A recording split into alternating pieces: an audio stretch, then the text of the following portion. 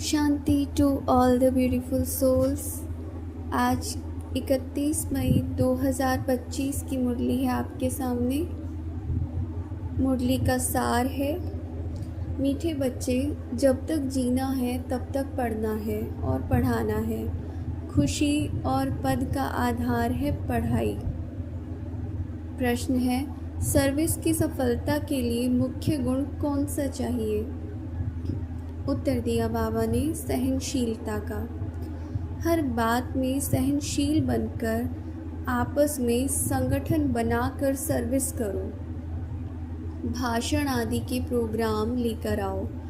मनुष्यों को नींद से जगाने के लिए अनेक प्रबंध निकालो। मतलब कि जो मनुष्य अज्ञान निद्रा में सोए हुए हैं तो उनको जगाने के लिए हम जब भिन्न भिन्न प्रोग्राम करेंगे तो वो अपने अज्ञान निद्रा से जागेंगे, नए नए प्रबंध निकलेंगे। जो तकदीरवान बनने वाले हैं वह पढ़ाई भी रुचि से पढ़ेंगे। उनको ज्ञान में इंटरेस्ट आएगा। वो सिर्फ फॉर्मेलिटी के लिए ज्ञान को नहीं धारण करने का सोचेंगे या पढ़ेंगे कि हाँ ठीक है, मुरली है, पढ़ लिया, सुन लिया, योग लगा लिया, जैसा लगा, मनन चिंतन किया नहीं किया, कुछ समझा या नहीं समझा, बस इतना कि हाँ अच्छी बातें हैं मुरली में। वो एक इंटरेस्ट वाली बात नहीं होगी। धारणा के लिए मुख्य सार है, पहला, समय निकाल एकांत में अपने आप से बातें कर, अपने को उमंग में लाना है। खुद से बातें करनी है, खुद की सुननी है, क्योंकि एकमात्र प्राणी हमारे इस जीवन में, हालांकि सुनते तो दूसरों की भी नहीं है हम, लेकिन खुद की सुनते ही नहीं है। हमारे पास समय नहीं है कि खुद की भी सुन सकें कि अंतरात्मा क्या कहना चाह रही है। आप समान बनाने की सेवा के साथ साथ साक्षी होकर हर एक के पार्ट को देखने का अभ्यास करना है। तो सबका पार्ट साक्षी होकर देखना है, क्यों क्या में नहीं जाना।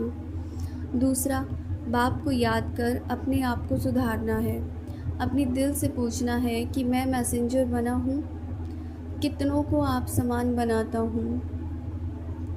वरदान है, सभी बाप का वरदानी हाथ अपने सिर पर अनुभव करेंगे। सर्वशक्तिवान शिव पिता हमें वरदान देते हुए कह रहे हैं, श्रेष्ठ पुरुषार्थ द्वारा फाइनल रिजल्ट में फर्स्ट नंबर लेने वाले उड़ता पंछी भव। फाइनल रिजल्ट में फर्स्ट नंबर लेने के लिए पहला, दिल के अविनाशी वैराग्य द्वारा बीती हुई बातों को संस्कार रूपी बीज को जला दो, बीती हुई बातों को। दूसरा, अमृत वेले से रात तक ईश्वरीय नियमों और मर्यादाओं का सदा पालन करने का व्रत लो। और तीसरा, मनसा द्वारा, वाणी द्वारा या संबंध संपर्क द्वारा निरंतर महादानी बन, पुण्य आत्मा बन, दान पुण्य करते रहो। जब ऐसा श्रेष्ठ हाई जंप देने वाला पुरुषार्थ हो तब उड़ता पंछी बन फाइनल रिजल्ट में नंबर 1 बन सकेंगे। स्लोगन है, वृत्ति द्वारा वायुमंडल को पावरफुल बनाना, यही लास्ट का पुरुषार्थ व सर्विस है। तो बाबा ने पुरुषार्थ भी बता दिया कि क्या होना चाहिए। तुम्हारी वृत्ति पावरफुल होनी चाहिए, इतनी मनसा पावरफुल होनी चाहिए कि तुम सेवा कर सको अंत में। और सर्विस क्या है? यही सर्विस करनी पड़ेगी, क्योंकि अंत समय में तुम वाणी द्वारा या तुम अपने कर्मों द्वारा, प्रोग्राम्स द्वारा ये सारी सेवाएं बंद हो जाएंगी, नहीं कर पाओगे। तो उस समय सिर्फ़ और सिर्फ मनसा काम आएगा और मनसा से ही तुम्हें जो करना है वो कर पाओगे।